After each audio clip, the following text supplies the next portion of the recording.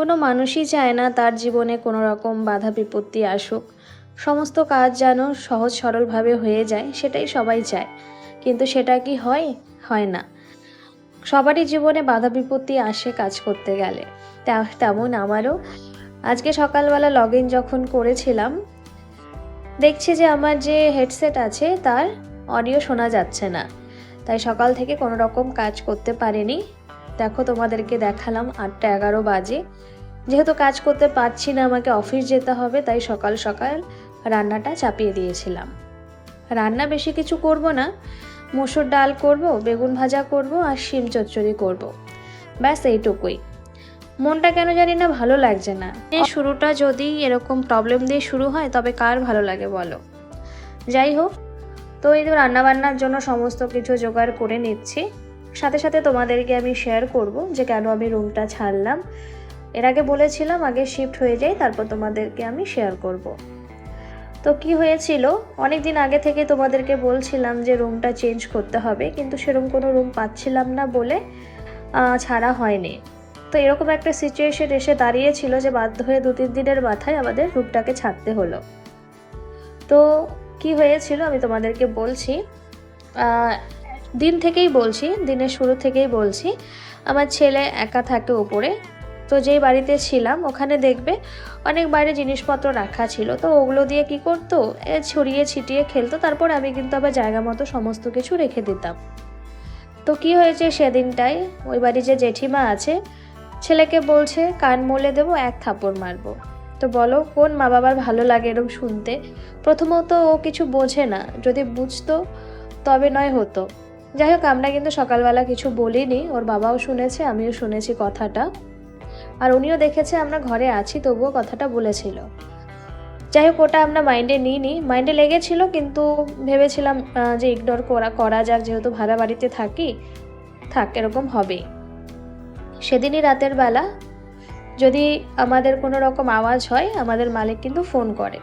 তো সেদিন ফোন করে খুব রুডলিভাবে ওর বাবার সাথে ব্যবহার করেছে, যে প্রতিদিন কত বলা যায়, তোমাদের প্রতিদিনই আওয়াজ হয়, এরকম ভালো লাগে না, অনেক কিছু কথা হয়েছে, তর্ক বিতর্ক হয়েছে, যার জন্য আমরা তড়িঘড়ি করে রুম ছেড়ে দিয়েছি।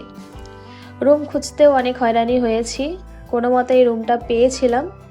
যাই হোক, 2 দিনের মাথায় আমরা রুমটা ছাড়তে পেরেছি, এটাই অনেক যে আমরা রুম পেয়ে গেছি।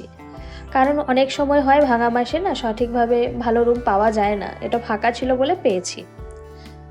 তো তোমাদেরকে তো বলে দিলাম কেন রুমটা ছাড়লাম এরকম তড়িঘড়ি। একে তো গাড়ি রাখার প্রবলেম ছিল, প্লাস বাবুর সাথে এরকম বলেছে, আর প্রতিদিন ওনাদের প্রবলেম হয় বাবুকে নিয়ে, যার জন্য রুমটা ছেড়েছি।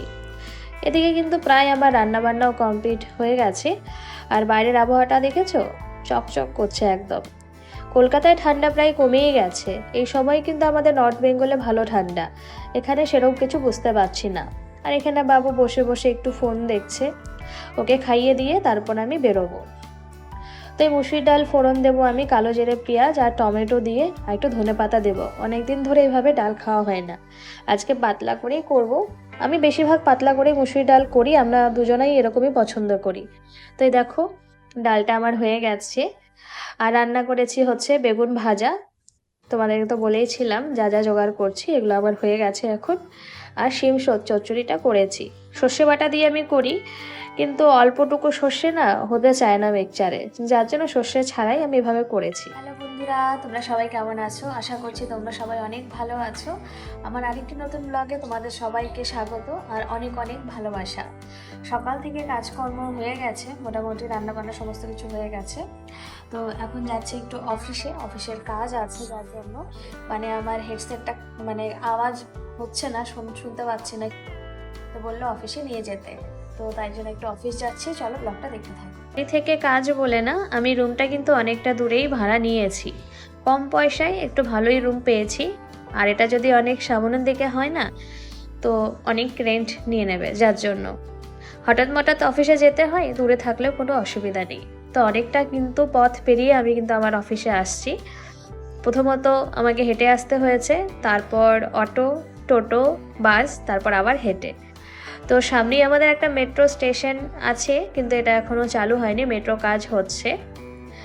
আর খুব সুন্দর এই জায়গাগুলো দেখতে, নিউ টাউন তোমরা সবাই জানো, খুব সুন্দর করেছে। আর এই তো বাস দাঁড়িয়ে আছে, এই বাসে উঠে আমি যাবো। আমার কাজ কিন্তু হয়ে গেছে, এটা আমি ভিডিওটা শ্যুট করছি হচ্ছে বাড়িতে আসার সময়। তো যাই হোক, অফিস থেকে আমি এখন বেরিয়ে যাচ্ছি। আর এই বিল্ডিংটা আমার খুব পছন্দের একটা বিল্ডিং। আগে যখন অন্য অফিসে যেতাম এটা দেখতাম, যে ভাবতাম যে এই বিল্ডিংটা আমার অফিস হতো কত ভালো হতো। ঠাকুর আমার মনের কথা শুনে নিয়েছে। তো এই অফিসে পরে আমাদের শিফট হয়েছিল, এই বিল্ডিংটায় আমাদের অফিস শিফট করেছিল। তারপর থেকে আমরা এখানেই কাজ করছি। তো আমি রাস্তাঘাটে বেরিয়ে না কথা বলতে পারি না, যার জন্য শুধুমাত্র ভিডিও ক্লিপ নিয়েছি এবং তারপর আমি তার ভয়েস ওভার দিচ্ছি। আর এই রাস্তাটা এত ব্যস্ত, মানে রাস্তা ক্রস করতে না খুব ভয় হয়। বাড়ি আসার পথে ফলের দোকান খোলা রয়েছে, দেখলাম যে বাবুর জন্য কিছু নিয়ে যাই। কি সুন্দর রং বেরঙের লাগছিল না, আমি আর সামলাতে পারলাম না, তাই ভিডিও করে নিলাম। দেখতে খুব সুন্দর লাগছে, তোমরাও একবার দেখো। ওই দোকানটা না খুব ব্যস্ত ছিল আরেকজন কাস্টমারের সাথে, তাই আমি ওটা দোকান থেকে নিয়েছি। এটা হচ্ছে বাড়ির সামনের রাস্তা প্রায়। ওই দেখো একটা ছোট্ট কিউট সরস্বতী রেডি হচ্ছে। তো এই বাড়ির সামনে প্রায় চলে এসেছি। তারপর এসে তোমাদের সাথে একটু কথা বলছি। অ্যাকচুয়ালি রাস্তাঘাটে তো আমি কথা বলি না, তাই একটু কেমন যেন লাগে, তাই বাড়ির সামনে এসে করছি। হ্যালো বন্ধুরা, এই তো বাথরুম দেখা যাচ্ছে। তো সারাদিনের পর দেখা হচ্ছে একদম রাতের বেলা। এখন বাজছে 10:30 পৌনে 11টা। বাড়িতে এসেছি, এসে খাওয়া দাওয়া করে ঘুমিয়ে কাজ করে আবার এলাম। তো রাতের রান্নাবান্না হচ্ছে ওদিকে, তো চলো দেখাচ্ছি কি হচ্ছে।